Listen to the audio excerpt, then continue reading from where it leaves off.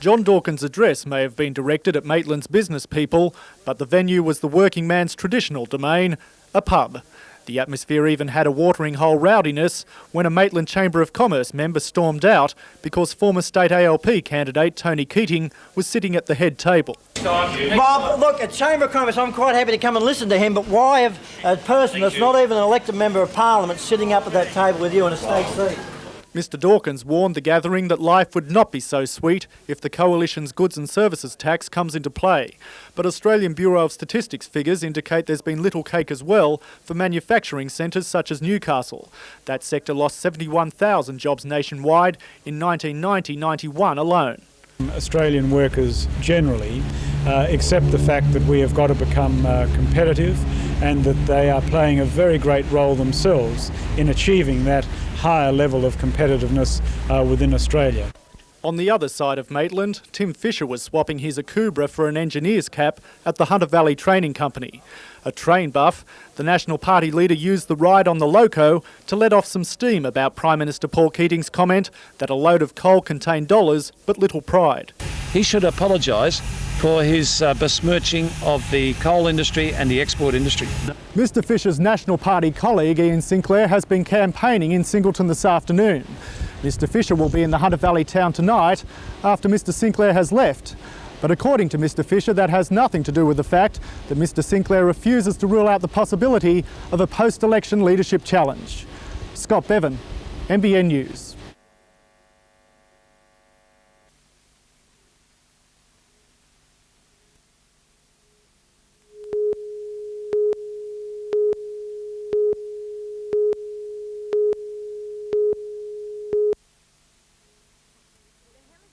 The helicopter is working beside the main rail line on the Hawkesbury River, lifting 3-ton poles and putting them in place along the river's edge.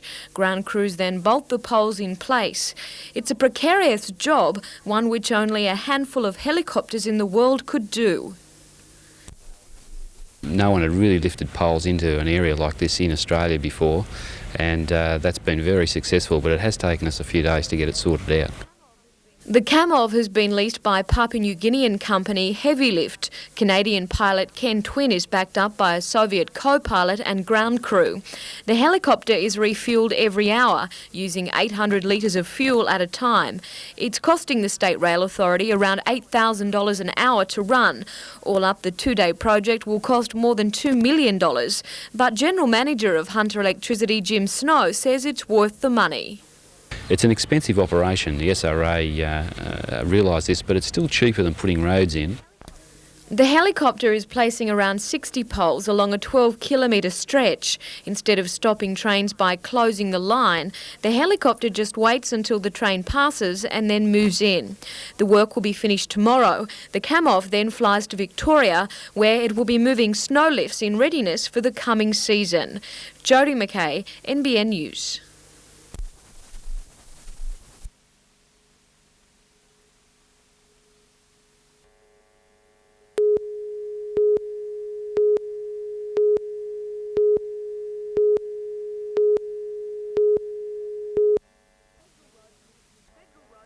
Federal Roads Minister Bob Brown announced a $6 million package yesterday to upgrade safety on Lenigan's Drive.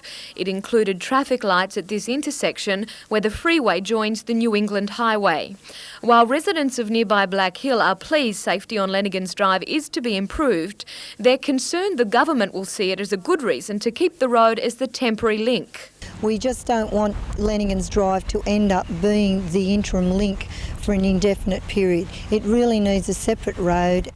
The residents want a guarantee from Mr Brown that building a new road from Minmai to Beresfield is still an option. Neither Minister Brown or his advisor were available for comment this afternoon. Jodie McKay, NBN News.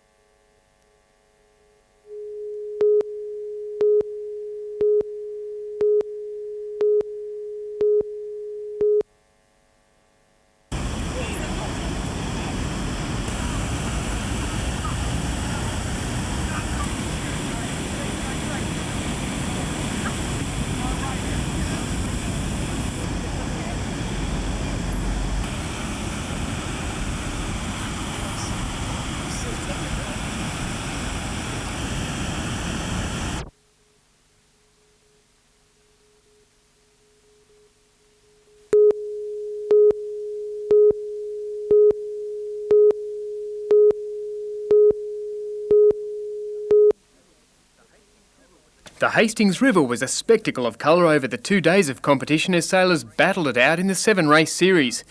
After the start was postponed from Saturday morning because of poor conditions, the strong winds on Sunday made for some exciting racing.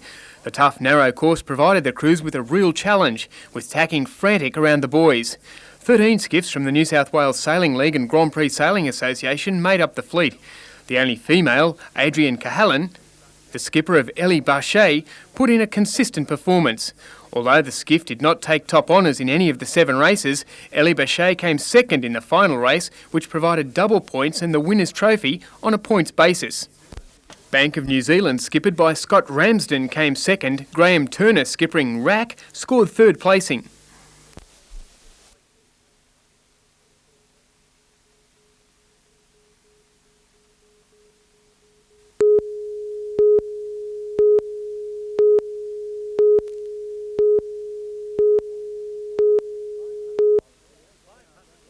"500 volunteers scoured that area and Bray Park, among others, collecting 200 tonnes of rubbish. But they didn't leave it at that. They took the task one step further and planted 800 trees and shrubs. Lake Macquarie had more than 5,000 registered participants up early, who stockpiled 4,000 bags of rubbish and another 50 tonnes of assorted debris. Council staff will complete the task this week, collecting and dumping the spoils.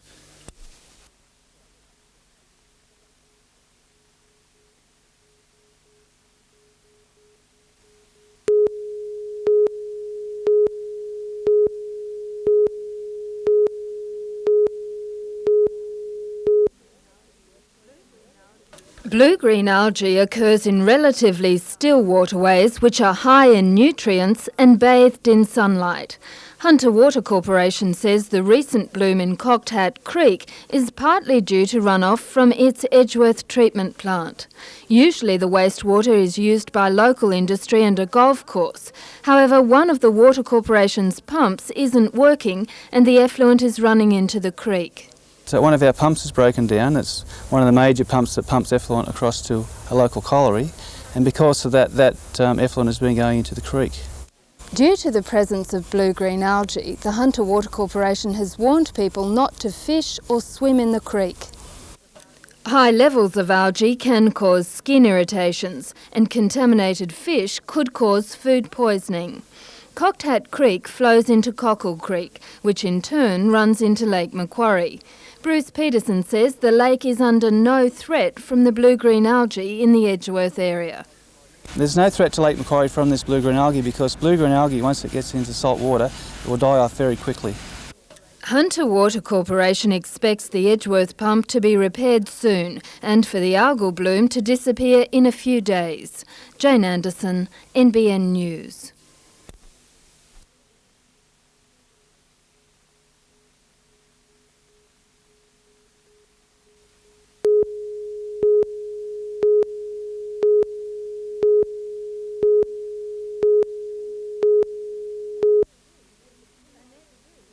Annette Booth is a chemical engineer and consultant to BHP. She's also just become the first female chairman of the Institute of Engineers. In that role, she'll represent engineers from the Central Coast to the Queensland border.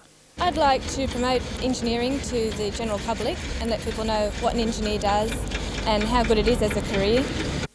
As chairman, Annette hopes to encourage more women to follow in her footsteps. I think it should be available to both equally, and anyone who's got the capacity to be able to study engineering should be able to do it. Engineers haven't been immune to the ravages of the recession. One initiative Annette has already introduced is to set up a support group for engineers who've lost their jobs. Jane Anderson, NBN News.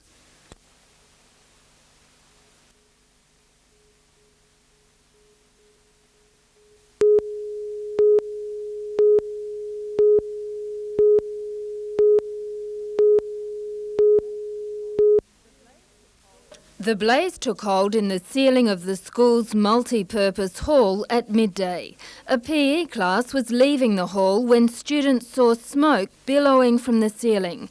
Staff was alerted and the 400 students from years 1 to 12 were quickly evacuated. The teachers have been praised for their efforts. They used fire extinguishers and garden hoses to contain the fire until the arrival of the Bulladilla Bushfire Brigade. These people sort of took it upon themselves and went straight in and they saved the building. We would have had a major problem, would have spread through the building and taken the library as well as the canteen area and the hall, obviously. The hall was blackened by the heat and smoke. The damage bill has been estimated at about $100,000. Investigators will make a full assessment tomorrow. It's believed an electrical fault may be to blame.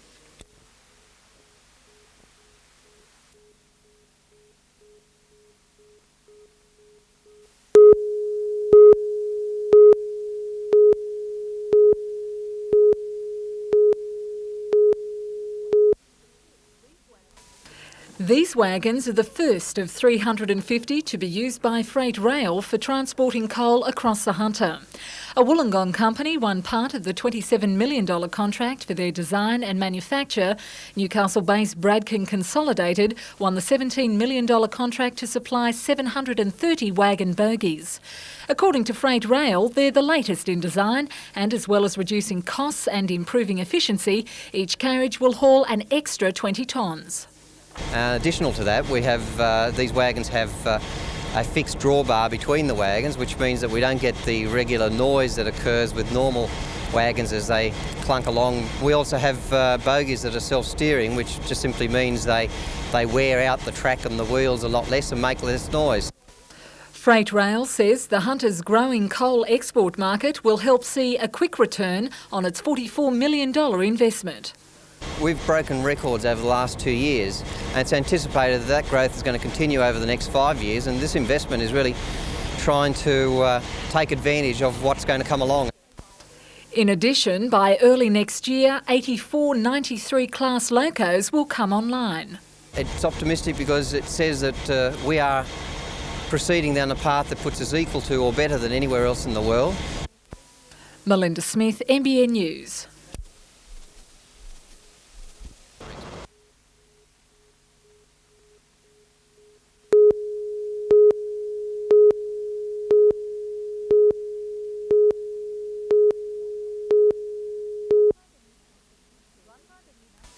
Run by the Newcastle Youth Service, Mallison House has provided temporary accommodation for pregnant girls and new mothers who have nowhere else to go.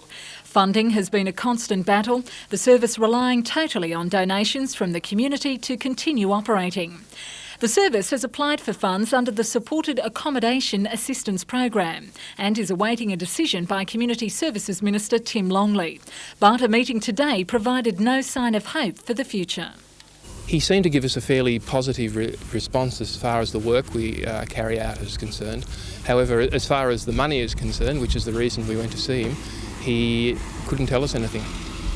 If funds aren't made available in the next few weeks, Coordinator Scott Seddon says the doors on Mallison House will be forced to close. The Board of Management of Newcastle Youth Service needs to make a very hard decision whether to continue or whether to just give up.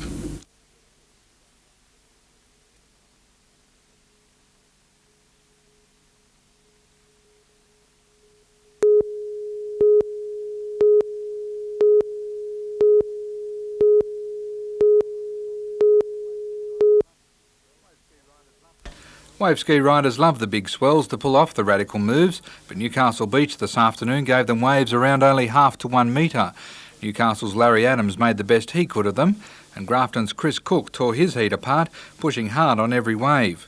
Current world and Australian champion Rhys Duncan is defending his title and expects the competition to be tight later in the week. There's always John Christensen, the bloke who I took both the titles off. He's still surfing as good as ever, even though he's getting a bit older now. But he still is hard to beat. And there's a couple of young local crew who, know the break, and they're also really good surfers. Today's waves meant competitors had to work every wave either to the beach or just short of the rocks. Organisers are confident, though, the swell will pick up later in the week, giving them plenty of space to move. When these guys go off, they go off with a bang. You'll see aerials, a new manoeuvre called the corkscrew barrel roll. Heats will continue all week with the final scheduled for Saturday.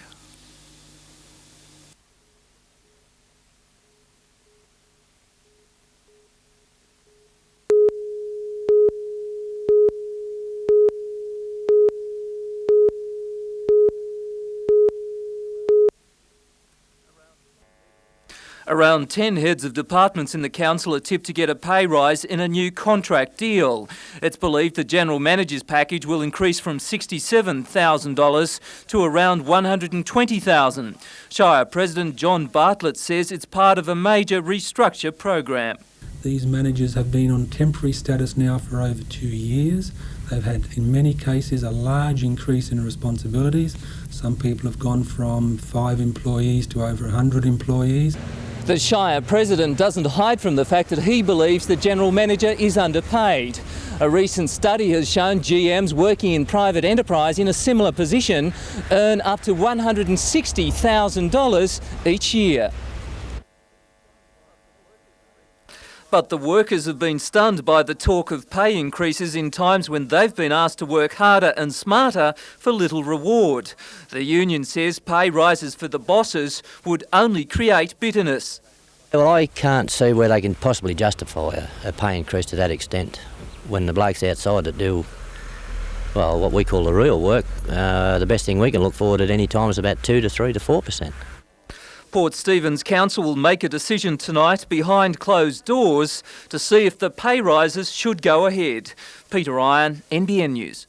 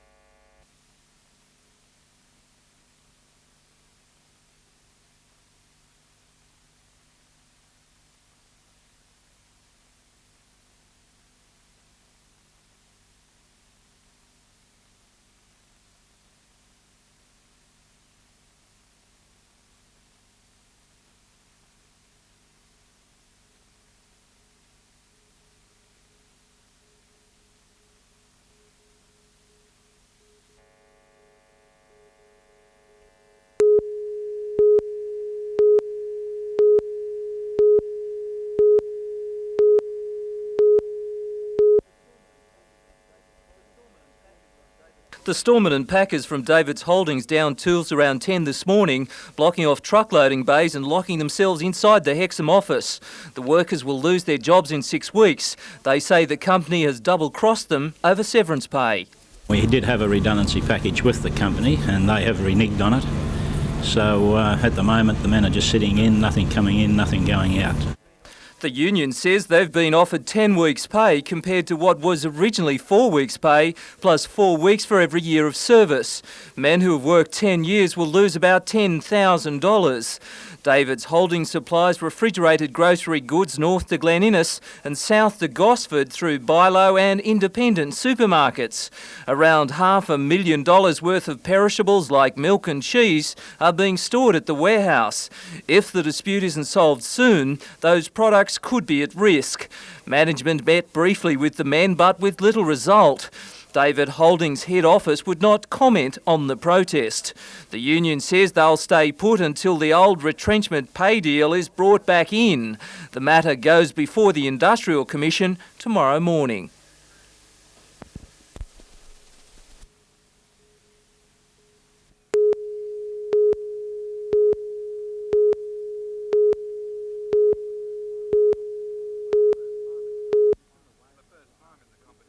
For the first time in the competition, the waves on Newcastle Beach have finally had some size. Minutes into the main heat, and West Australian rider Kim Gardner pulled one of the best waves of the competition. However, former world champion John Christensen was more consistent, working nearly every one of his rides to the shore. It was very difficult conditions out there, so I kind of took it easy. I didn't push it too hard and just made sure I got 4 waves to the beach. Did just enough, really. Current world champion 20-year-old Rhys Duncan had problems with his ski and bombed out on some important waves. I'd go to do a big manoeuvre and my board would slide a little bit on me. So yeah, you couldn't quite really go for it like you'd like to, so I was holding back a bit, but that's no excuse really. Christensen went through to the next round, while Duncan came third in the heat and was relegated to the losers pool. If I get knocked out I'm out of the contest, but it's a long road ahead from there. You've got to go twice, surf twice as many times. I've done it before, once that way, and John's done it many a time, so it's not impossible to win from that position, but it's quite hard. Promising Newcastle rider Lee Dinning also made it through to the next round. He could come up against both champions in the finals, scheduled for Saturday. Darren Curtis, NBN News.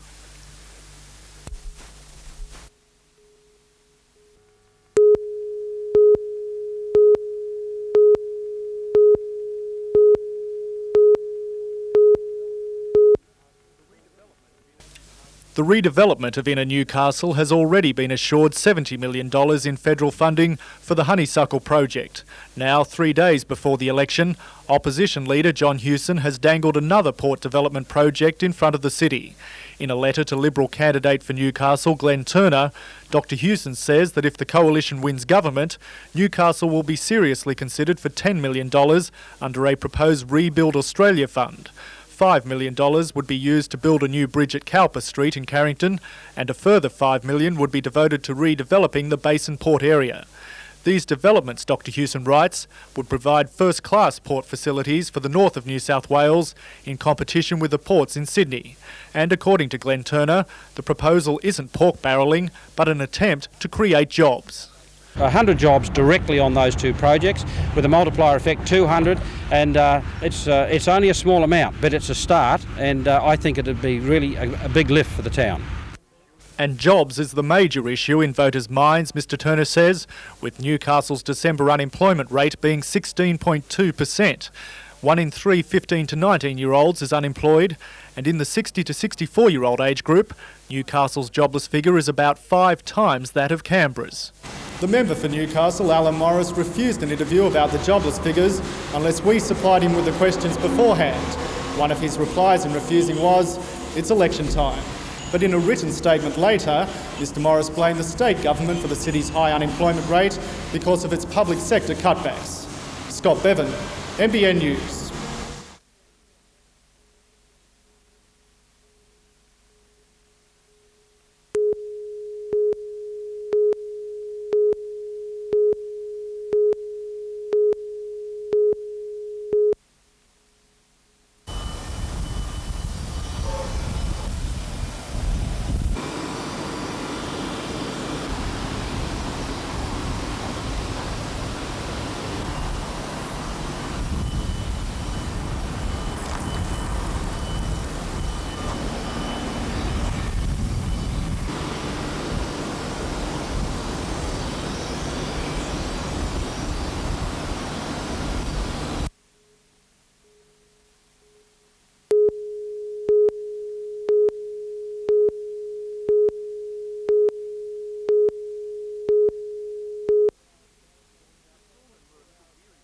The storemen were a little weary this morning after 24 hours barricaded inside the warehouse. At an Industrial Commission hearing, the union and David's Holdings clashed over what workers should be offered in retrenchment pay. The perishable grocery goods section is to close in 6 weeks due to loss of contracts. The union wants 4 weeks' pay plus another 4 weeks for every year of service. The company has offered 10 weeks' pay. Wayne Miller from the company told the hearing no agreement had been reached. Mr Miller described the sit-in as disgusting. He said it was an act of industrial bastardry and went on to say he had never seen anything like it. The union was incensed. They've just got to make us look bad. These poor people here, our members, they're losing their livelihood and maybe not get another job for 2 years, who knows? Commissioner Harrison has called for both parties to meet and try and solve the problem with industrial action called off. He asked the group to return to the Commission on Monday for another hearing. The union met with workers late this afternoon. They decided to follow the recommendation, end the sit-in and return to work. The men are still confident they can achieve their original retrenchment pay goals. Peter Ryan, NBN News.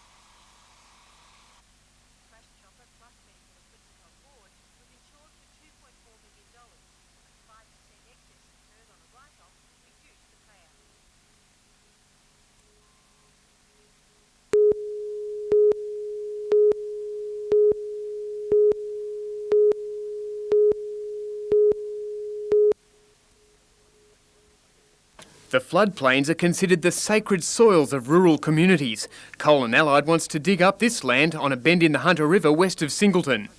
People have a fear that this, if you like, may be the thin end of the wedge, and they're very concerned that this doesn't set a precedent for, if you like, wholesale destruction of the alluvial lands in the Hunter Valley. The area is essentially covered by sands and gravels, predominantly about 70%. There's only a very small area that would be considered as suitable for farming.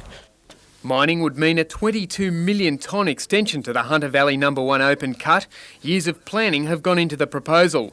Bearing in mind changes to the river flow, Colin Allied must also ensure that water doesn't seep into the mine and that saline contamination doesn't find its way downstream.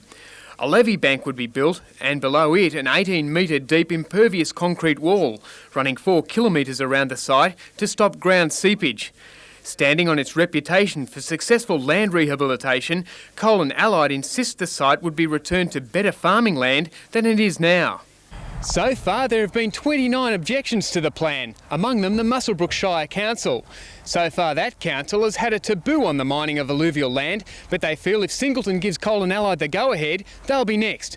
Any other proposal, if it were to be considered, would have to be considered on its merit and on the basis of the detailed investigations that we have undertaken for this particular area for our proposal.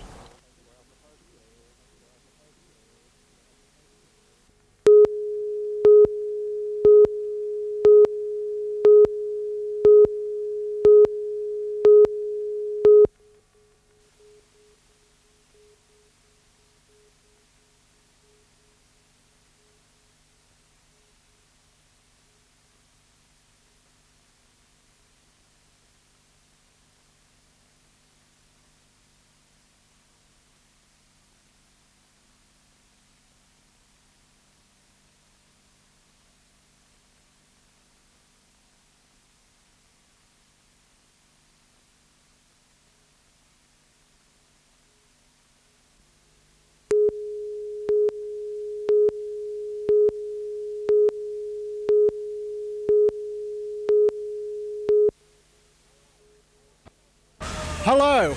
Well, few have put a better foot forward in raising money for the telethon than the Singleton Hash House Harriers. They've in fact run the whole 90 kilometres in relay form from Singleton to here in Newcastle, and they're just arriving now, coming the last few hundred metres. And actually they're not going to run as far as the NBN studios, they're going to somewhere far more applicable at this point. They're running to a pub.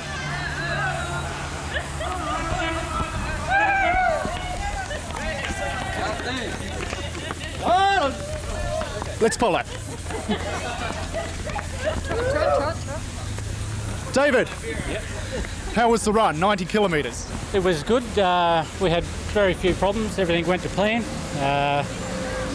We ran a bit ahead of time actually, and the weather was good. How much money did you raise in the course of the run? We raised money from local business houses in Singleton and people in Singleton before we come.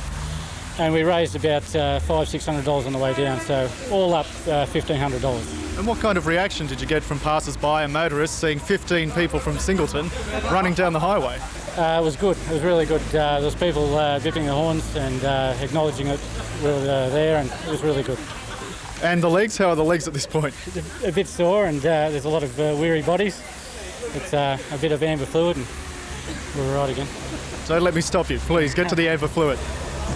Just like to thank the business people of Singleton and the local and all the Hash members and Newcastle Hash too.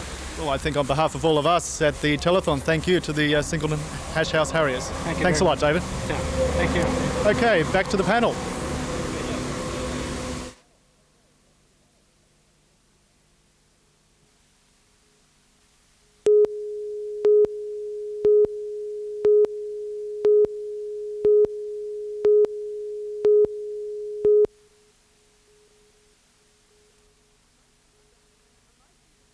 A motion to grant a leave of absence to Mayor Doug Carley was put to tonight's meeting. The only explanation given to Aldermen that it was as a consequence of medical advice. The motion was passed. However, the meeting became heated when Independent Alderman Mark Booth raised questions about what he referred to as the secrecy surrounding the Mayor.